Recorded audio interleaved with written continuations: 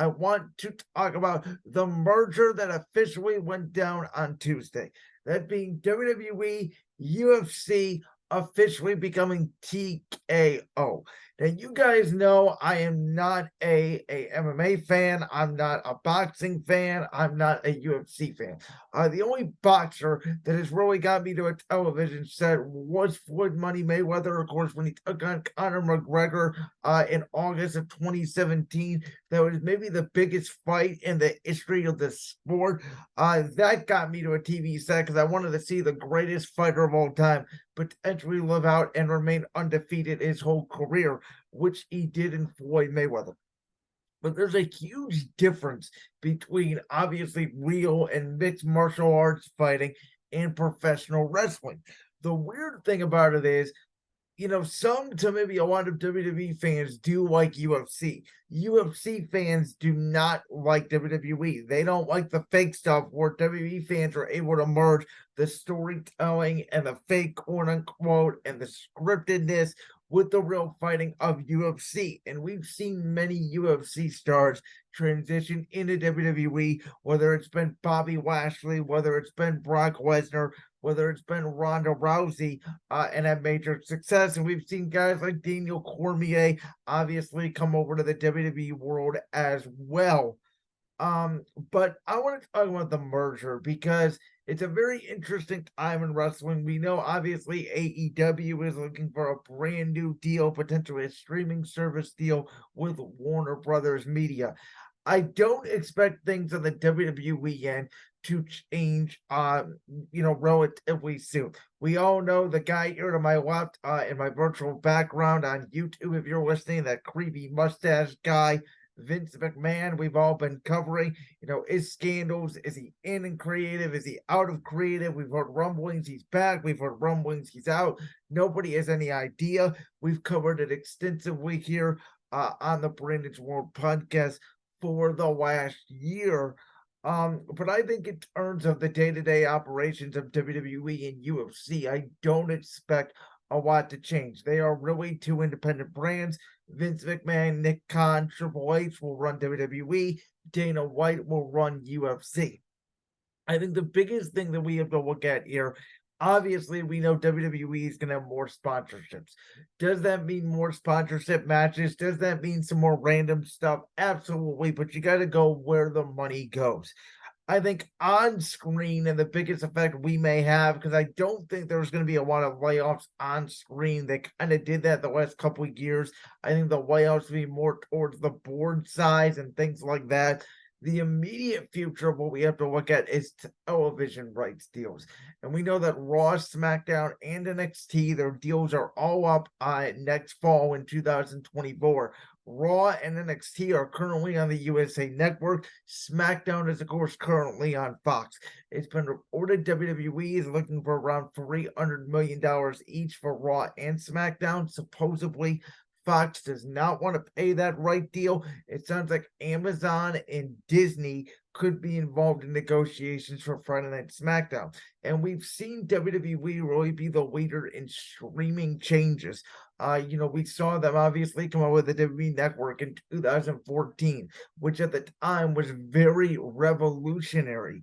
And then we saw them obviously go to Peacock. Then we saw them bring SmackDown to network television and Fox. I think an Amazon deal is more likely than people think, and WWE potentially, having, their service SmackDown, whatever night it's going to be on. Obviously, it couldn't be on Thursday night because of Thursday night football, but maybe Amazon decides to keep it on Friday nights. If that was the case, we see obviously SmackDown dominating Friday nights in almost every metric. Um, I think it could be very interesting and it is a real possibility.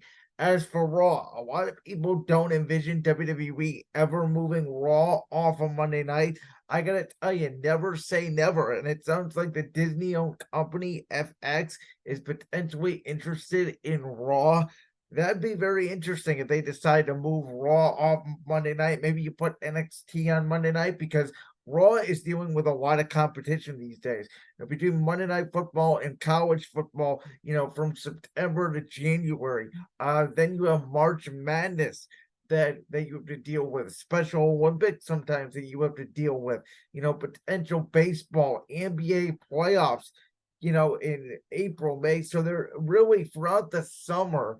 And obviously some of those problems, right? The NBA playoffs, the Olympics, sometimes it doesn't matter what date you're going to be on, you're going to deal with some competition. But nowadays it feels like Raw, June, July, a little bit of August, maybe a little bit in that April window right after WrestleMania. That's the only time they're not dealing with competition. And maybe, just maybe, WWE wants to eliminate some of that competition and take Raw off Monday nights. Never say never with that. The only thing I really am not liking so far about this potential WWE UFC merger is the option that I do think WWE is going to eventually go back to the pay-per-view model instead of the premium live event model. We know right now everybody can get it on Peacock. Now that deal isn't up till 2026. So until then, I really do believe that WrestleMania, Royal Rumble, and all that will still be the $5 a month. I know there are paid tiers on Peacock. You can get it without ads for $10, obviously. But I do not think, and I've been very vocal about this, I don't think WWE should go back to the pay-per-view model. I think AEW and UFC should follow the WWE model. And I get it. You got to go what the money is. I said about the sponsorships. But sometimes getting better viewers, having more people accessible to your product, which what SmackDown has done, getting the most ratings out of any wrestling television show by far by being on network television, that being Fox, getting most people to your product, allowing them to watch even the big events for $5. I get it. They're breaking records. It's unbelievable. And WWE is extremely hot right now.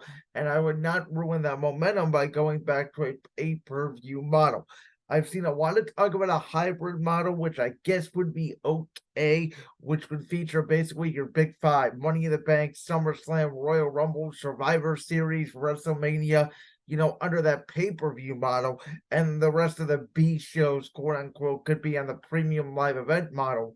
However, if they were to do that, you got to make sure Survivor Series is worth $60 every year. WrestleMania, SummerSlam, Royal Rumble.